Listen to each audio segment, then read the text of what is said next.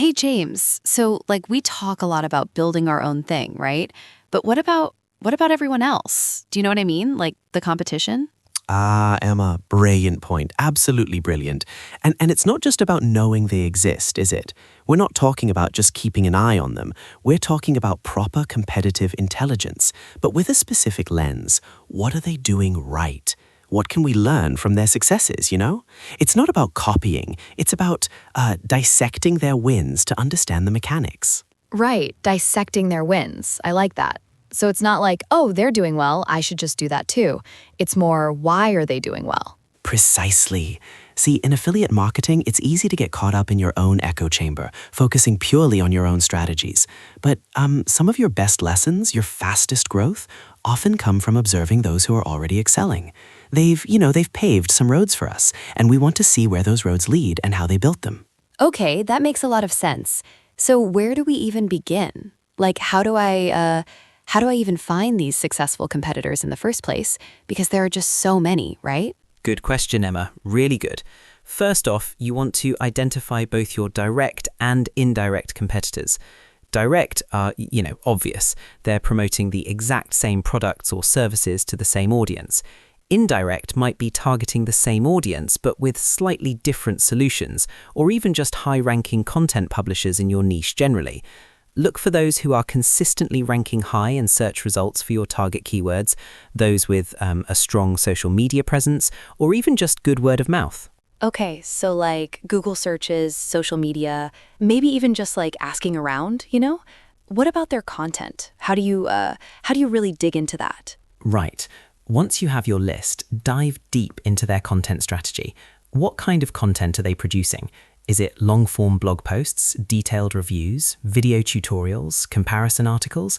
Are they focusing on specific pain points? Pay close attention to their headlines, their calls to action within the content, the depth of information they provide. Are they using strong visuals? Are they updating old content? It's all about understanding what resonates with their audience, which often is also your audience. Huh. So it's not just, oh, they wrote a review. It's what kind of review? How detailed? How do they structure it? That's actually really clever. Okay, so we've looked at their content. We know what they're publishing. But the big question for affiliate marketing, obviously, is how are they converting people? That's the tricky part, right? Absolutely, Emma. It's the absolute crux. Once they've got someone reading or watching, how do they nudge them towards that purchase, towards that click? Look at their call to actions first and foremost. Are they subtle buttons, bold text links, or perhaps some comparison tables with clear buy now prompts? Where are these CTAs placed? Are they above the fold, throughout the content, at the very end? Oh, so not just if they have a CTA, but how they use it. Gotcha. Exactly. And then what happens after the click? Are they sending users to a dedicated landing page, a product comparison page, or straight to the merchant? A really good competitor will often have a polished landing page specifically designed to overcome objections and drive that final conversion. Also, observe if they're building an email list through pop-ups or content upgrades. Are they offering a bonus or an exclusive discount? These are all conversion levers they're pulling that we can study and adapt. Wow, I never really thought about tracking the whole user journey like that. It's like being a detective for sales, eh? Okay, so we've got the content, we've got the conversion stuff, but how are these successful competitors even getting people to their sites in the first place? Where's the traffic coming from? Another fantastic question, Emma, because great content and conversion tactics are useless if no one sees them, right? We need to figure out their traffic channels. Are they absolutely crushing it with SEO, meaning they're ranking high for tons of keywords? Use tools like Ahrefs or SEMrush to peek behind the curtain and see their top-performing keywords, their backlink profiles, where their authority comes from. Or are they running paid ad campaigns? Google ads, Facebook ads? What kind of messaging are they using there? So, basically, you're saying find out if they're paying for traffic or earning it organically, or both. Precisely. And don't forget social media. Which platforms are they most active on? What kind of engagement are they getting? Are they building a community on, say, Reddit or a dedicated forum? Are they collaborating with influencers? Understanding their traffic sources gives you a roadmap for your own efforts, and it also tells you a lot about their audience. Where do they hang out? What kind of questions do they ask? How do these competitors engage with them, build that trust, that authority? It's all connected, you know? Okay, so we've looked at their content, their conversions, their traffic, but what about like their secret sauce? What makes them them? What's their unique thing? Ah, the unique value proposition, Emma. This is where it gets really, really interesting. Every successful affiliate site usually has something that sets it apart. Is it their tone of voice? Are they super authoritative and technical, or incredibly friendly and approachable? Do they have a very specific niche they dominate, even within a broader category?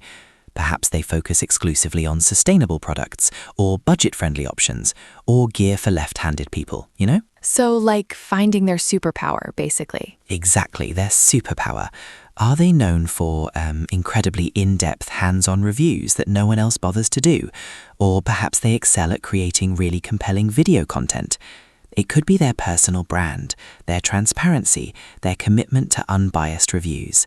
Observe how they communicate this value. How do they position themselves against others? What specific problems do they claim to solve for their audience better than anyone else? Unpacking this helps you to find your own unique angle, your own, well, niche within the niche. That's brilliant. So it's not just about what they do, but how they say it and where they focus it. It gives you a lot to think about for your own brand. All right, James, this has been super insightful.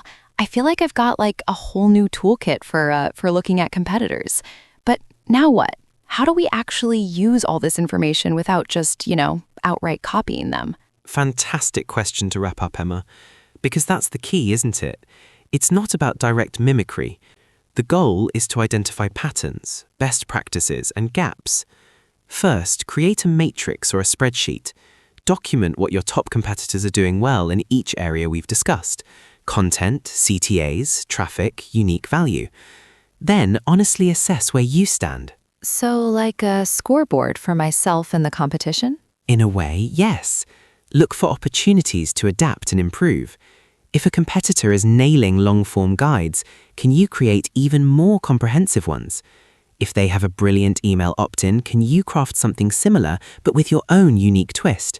It's about reverse engineering their success and then iterating. Experiment, test what you learn. And crucially, this isn't a one-and-done task. Competitor landscapes change constantly, so regular monitoring is absolutely essential. So it's really about taking what works, making it your own, and then just keep refining it. That makes so much sense, James. This was really, really helpful. Thanks. My pleasure, Emma. Always a pleasure. Keep learning, keep adapting, and you'll find your own winning formula.